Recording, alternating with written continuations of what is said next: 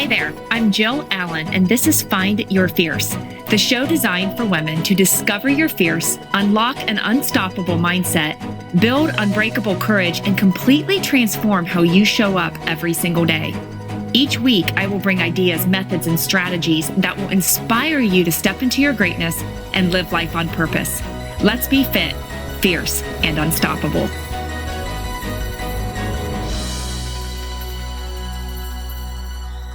Hey there, gang. Welcome to Find Your Fierce. So glad that you are here with me as we dive into a brand new episode. And I'm going to be honest with you, these last few weeks have been totally insane. They have been filled with so much good and, these blessed moments. But let me tell you, there were times that I felt like I was in survival mode. And I'm sure so many of you can relate as we've been going in every direction and the days are flying by. And so for me to even think about putting together a podcast series was just one more thing on my plate. So for the next few weeks, we're going to talk about whatever the Lord has placed in my heart for me to share with you in this moment, no rhyme or reason, in hopes to propel you into what God is asking you to do, to inspire you to flip any script that needs to be shifted, and to give you the motivation and the tools to take action, to unleash all that untapped potential that I know you have and what the world needs. And so let's peel back some layers today and get you reflecting on your own faith journey as we talk about when things are tough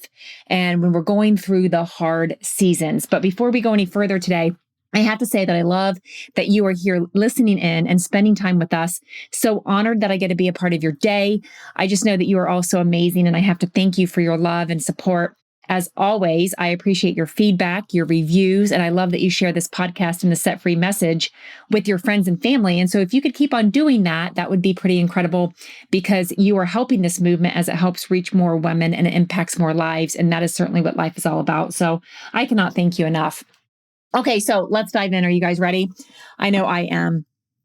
Okay, so 2 days ago, I just completed an Ironman 70.3 in Roanoke, Virginia. It's in the Blue Ridge Mountains. Totally phenomenal. It was an epic day. And to kind of explain what that is, it started with a 1.2 mile swim in gorgeous clear water. It was in a reservoir. Mountains were surrounding the water. I mean, it was just so surreal. It was absolutely gorgeous. And then it was followed up by a 56-mile bike and then a half marathon, 13.1 miles to finish that final leg. And so, add those all together, and then it becomes a 70.3 mile event.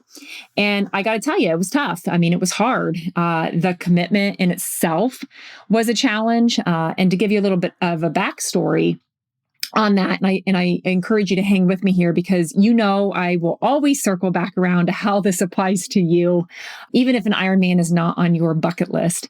But this is a race that I had signed up for back in 2019 when I was fired up, in shape from just completing a race, another 70.3 that was in Muncie, Indiana. And of course, 2020 hit. And it was canceled as I was already 13 weeks into my training cycle. And we had the option to defer to 2021. And so that's exactly what I did. And I got back to training. And I usually train about 26 to 27 weeks for an event like this. That's just kind of how my mind works. That's what I feel that my body needs, just to get that solid base and to prevent some injuries. So I got back to training. I once again hit the 13th week into my training cycle, and I got pretty overwhelmed in life. My book, Set Free, was coming out. A lot of things going on with the family, Rob in the greenhouse. There was just a lot of stuff going on. And I felt that it was best for me to take a pause and just kind of let my entry go and lapse. Okay. But for whatever reason, 2 days before the race in 2021, Ironman sent another email and gave us the option to defer again. And so I kind of laughed a little bit, and I'm like, oh my gosh, this is never ending. And so I took the opportunity, and it basically bought me another year, and it allowed me some time to decide whether or not I was going to, give it a go or compete or not in 2022. And so last fall in 2021, 27 weeks out from the race, I had mapped out my game plan. I was fired up. I was ready to go. And day one of training kicked off. But by day three, I had tested positive for COVID, go figure. And it actually hit me pretty hard. I had 15 straight days of a fever, lost a bunch of weight, and felt like death, and was pretty weak afterward. And it knocked me down for about 4 weeks, felt the after effects for even a little bit longer than that. So as you can guess, that recovery was very slow. And of course, I felt like I was behind and, in my training schedule. And for a type A personality, I didn't feel that I was going to be ready when a month of training was like wiped out and gone. And so I came up with a long line of justified excuses. The college graduation, a high school graduation, I even hopped back into coaching junior high track. So that had started. I was planning a retreat in Glacier, a mission trip in Alaska. I mean, so there was a lot of things going on, completely justified. My days were full. So I basically kind of gave up on the mission once again, just because it seemed like it made a lot of sense. And I felt that that was the best choice at that time. Now, get this, because this is a critical part of life. The people that you surround yourself with, guys, you got to find a tribe, you got to find a sisterhood, you got to find people that love and support you. And so I got to ask you, the people that you surround yourself with, do they hop in on the pity party that you're having with you, or do they call you out and do they lift you up with encouragement and support and truth and love? Do they help you get out of any funk that you might be in, or any type of negative or thinking, or any type of sabotage mindset? And do they challenge you to become better?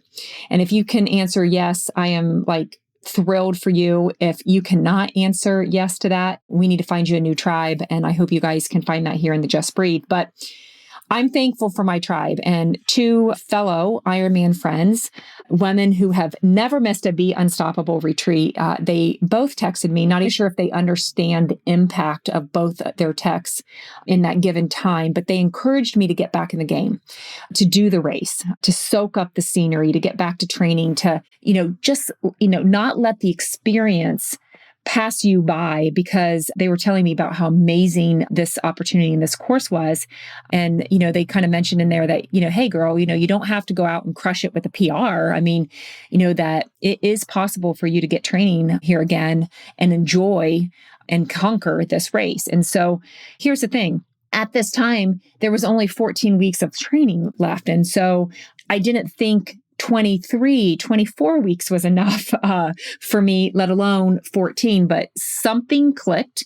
I flipped the script and I began and I committed. But I got to be honest with you, it was hard. The timing of everything, the training sessions, scheduling those around your family, life's events, the discipline to stick and stay to a plan, yet having, the flexibility at the same time and being able to adjust when needed, because, of course, we all know the best planned plans don't always work out the way they think they will, or that we think they will. Being present and in the moment was hard, especially when the trap of being in survival mode, was set and it's ready for you to just kind of like, take you back in and hold you back. Being outside of your comfort zone, guys, it's hard. And, that's not even talk about race day. I mean, let's talk about that. That's hard too, right? Being swum over by, these massive men, getting kicked, in the face as you are swimming right alongside 2,500 athletes, biking up hills. Not to mention there was this 5-mile hill, to be exact, that even had its own name. It was called the Claw. And that's exactly what we were all doing. We were clawing and climbing our way up this hill that actually it's a mountain that had a 4,300 foot elevation gain in just 5 miles. And of course, that was smack dab in the middle of the 56-mile course. And then you have the run, right? Where you take one step at a time to move forward with everything you have left. Guys, it's hard. But let me tell you what hard brings you. And I know you are probably thinking, why would anyone want to do that? I'm not signing up for a race like that. Why would I pay good money to experience hard times and pain? And I totally get it. But here is some truth. Life will do that to us no matter what. Life will throw us hard times daily. And that's my point. My Ironman journey correlates to everyday life. You don't have to swim, bike, and run to experience, the roller coaster ride of what life throws at us. But my hard and your hard, our hard seasons, it's part of the journey. It's inevitable. You will have days where you will feel like you are drowning. You will have days where the mountain seems like it's not moving and the climb is impossible. And you will have days where you don't feel like one more step forward is going to get you anywhere. But those hard times, the challenging moments, the painful and trying seasons of life, whatever they may be for you right now, guys, it's going to be worth it. They will all be used for the good. We will learn who we are. We will learn what we are made of during those moments. The hard seasons will lead you to some of your best and glorious days, to moments of perseverance, to resilience, to endurance. They will lead you to a new perspective and views that we can't even imagine. And when I conquered the claw, let me tell you about that view on Blue Ridge Parkway, overlooking the valley. Wow, guys, just wow. I can't even explain it. A moment where I soaked it all in, where I exhaled fully and remembered just how blessed I truly was. And the best part, guys, we will learn to lean on the one, the only one who will get us through everything. We will see, we will feel, we will trust, and we will stand on our God and all his strength, his power, and his love, that we can do all things through him. But what do we do when we're in the midst of it? Whether we intentionally choose the hard path or when the hard gets dumped on us and blindsides us, what do we do? What do we do when relationships are broken? When you get released from a job? Or when you're hit with an illness or disease, you lose someone? When gas is over $5 a gallon and you're struggling to get the bills paid? When you're trying to lose the weight again and again? Maybe you're trying to move on from the past, or when you're hurt or betrayed. How do you get through? What do you do within the during portion and that trying leg of the race? Rob took a video of me running at mile 6 during the Blue Ridge, and he asked me, what tips do I have for the audience? He was acting like he had a vlog going on, and he had it recording. Now, of course, he was joking and trying to make me laugh as, he was, filming his fake little TV show. But all I could think of, to say was, keep going. Just keep going. And of course, it led my mind to other things. And here's what I can tell you. I can share with you that you need to stay positive, that you need to get creative, that we need to learn from the difficult times. We can change it up, that we grow, through what you go through, to know what you are grateful for, to focus on only what you can control, to realize that you have come a long way, or to build up your community and sisterhood support, to be kind to yourself, and to forgive you, your others, whatever may be needed. I can tell you all those things. But sometimes it's what not to do during hard situations and seasons. To press forward stronger and with this greater understanding and respect for life, we have to learn to cope well with hard times, regardless of what you're struggling with. Maybe it's that major tragedy or a minor personal battle. Odds are we may need to stop doing a few things and to flip the script. Okay, and so here's what's on my heart. I'm going to share with you. Get your journal out, get a pen, start jotting things down and take some notes. Number one, I feel that we need to stop hiding from the truth. Most people at the first sign of distress would rather deny the hard truth than face it. But the truth doesn't just, go away. It doesn't just cease to exist when it's ignored. Or on the flip side, we tend to embellish what really is going on. We over-exaggerate. Face the facts, guys. We simply can't get away from truth by moving dishonestly from one place to the next. Yes, the truth is going to set us free, but at first it may make us uneasy for a bit. It may make us uncomfortable, or it may make us upset.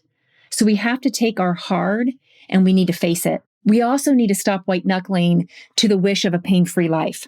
Pain and hard seasons are a part of life, right? The pain of moving on, forward, graduating, taking the next step, walking away from the familiar and into the unknown. There's this sharp, growing pain of trial and error, of failing as we learn the best way forward. There's this immense dizzying pain of life slapping you in the face when everything you thought you knew wasn't true, or everything that you had planned for, it all falls through.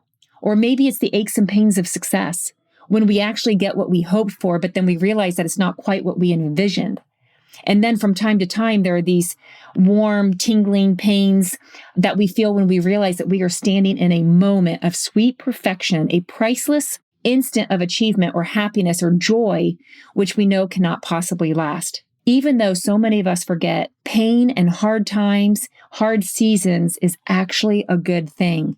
It means that we're breathing. It means that we're trying. It means that we're interacting with these endless possibilities in this world. It's all the things that God wants and has us go through because it's all part of the bigger plan, His plan. We also need to stop revisiting the past over and over in our mind. How many of you guys have done that, right? Sadly, people all over the world are continuously telling their one dramatic story and how their entire life has turned into getting over this one event from the past. Now, every day of their lives are more about something that no longer exists, rather than the real life experiences waiting for them in the present. Guys, yes, we are products of the past, but we don't have to be prisoners of it. We become a prisoner when we cling to what no longer exists. And if we're brave enough to say goodbye, life's going to reward us with a new hello. And it may be hard, but we have to let go. We have to realize that the past is like this foreign country where maybe they do things differently there, and they have nothing to do with your right now. We got to stop holding on to who we were before the storm. Guys, storms are going to blow in and blow out. Hard times are exactly like strong storms that will blow against us. And it's not just that these storms hold you back from places you might go. I mean, they also tear away from you all but the essential parts of your ego that can't be torn, so that afterward you see yourself as you really are and not merely as you might like to be. Ultimately, we realize we are here to endure these storms, to sacrifice our time and to risk our heart, that we're here to be bruised by life. And when it happens that, we are hurt or betrayed or rejected, we need to let ourselves just kind of sit back quietly, pray with our eyes closed, and remember all the good times when we've been blessed with, and all the sweetness that we've tasted, and everything that we've learned in the process and in the journey, and what an amazing gift to live life is.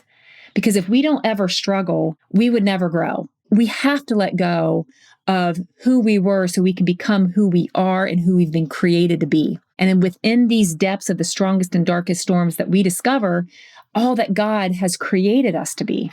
I love it. I'm getting kind of fired up. We're going to keep going here. We got to stop worrying or thinking a situation into something worse than it is, right?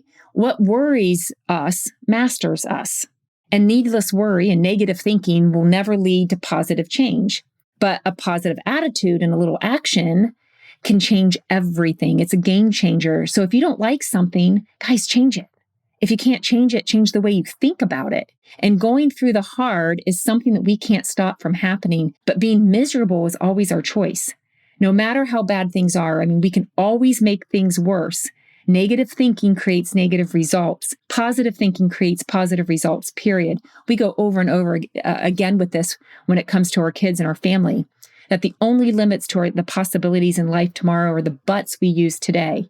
Things always turn out best for people who make the best out of the way things turn out. It's how we respond. And it kind of, leads into, this next one here. We got to stop acting like it's, not okay to smile. We have to smile, guys. Show your teeth. It's contagious. And sometimes a little silliness is all we need to get a better perspective of life's greatest challenges. And without the guilt, silliness or laughter or genuine smile is this carefree. And yes, it sounds, crazy, but it's often misunderstood. It's the key of happiness.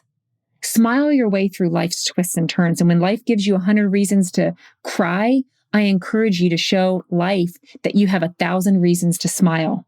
And when you do that, you're going to see why. And of course, stop giving in and giving up as soon as the going gets tough. All things are difficult before they are easy. And the roughest roads often lead to the top. That claw, we climbed our way to the very top into this breathtaking, awe-inspiring view of the Blue Ridge Mountains. There are simply no easy roads to anywhere worth going, which is why we must endure the discomfort. Do what is right for your future, not what is easy now. My dad always said, pay me now or pay me later. Which do you choose? And I know as we grow older that many of life's supposed rules are actually really made to be broken. Even when times are tough, we have to be bold enough to live on our terms and never, ever apologize for it. We need to go against the grain, refuse to conform to this world, especially when it doesn't feel right. And we need to take the road less traveled instead of the well-worn path. Guys, laugh in the face of adversity as best as we can, and we need to leap before we look fear too deeply in the eyes and get sucked in. We've got to dance as though everyone is watching without giving a care in the world to what they may think of you. I love it. And of course, we need to stubbornly refuse to give up and give in. We also need to stop wanting to have all the answers. We have to accept the feeling of not knowing exactly where you're going and train yourself to love and appreciate the sensation of freedom.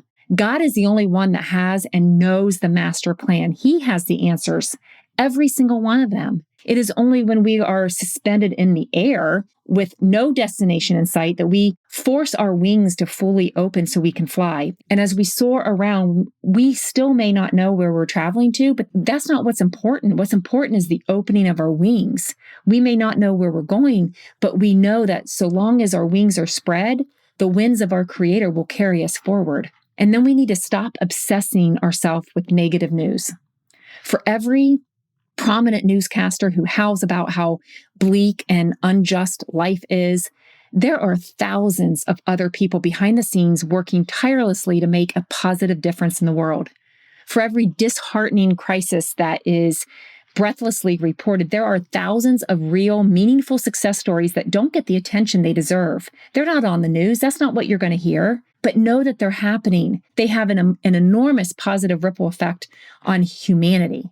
And so we got to try not to obsess ourselves with negative news, especially when we're in the midst of hard times. When we're faced with negative news, we need to learn from it and use the knowledge to work our way eagerly toward a brighter tomorrow. Today is a choice, guys. Today, choose grace over impatience, laughter over worry, beauty over negativity. Life does get better and better when you choose to make it. So what can you add to the list of what not to do? When going through hard times, what will you choose to do? What will you choose not to do? How will you choose to respond when faced with a mountain? How will you conquer the claw, the climb, the trying time? How will you flip the script? All I know is that every hard time in my life, God has been there with me through it all, through thick and thin, and has given the strength and the courage to keep going, to build a testimony, to prepare me for something bigger and better than I can even imagine. What and how is He preparing you through this hard season of yours right now? Think about it, reflect on it, and get with me as I want to hear your thoughts.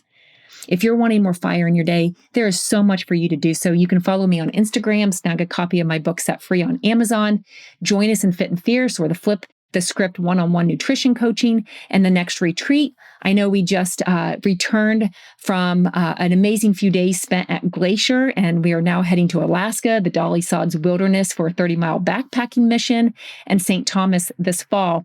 And we've been all over the place on epic adventures, and we want you to join us. And so step outside your comfort zone. Be sure to go to JillAllenCoaching.com for all updates and join the Just Breathe Facebook group. We would love to connect with you.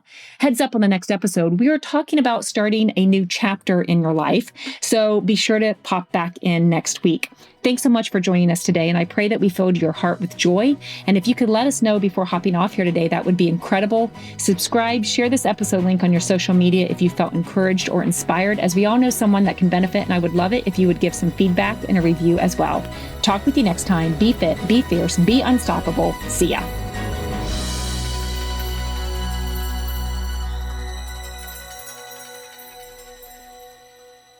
This is thepodcastfactory.com.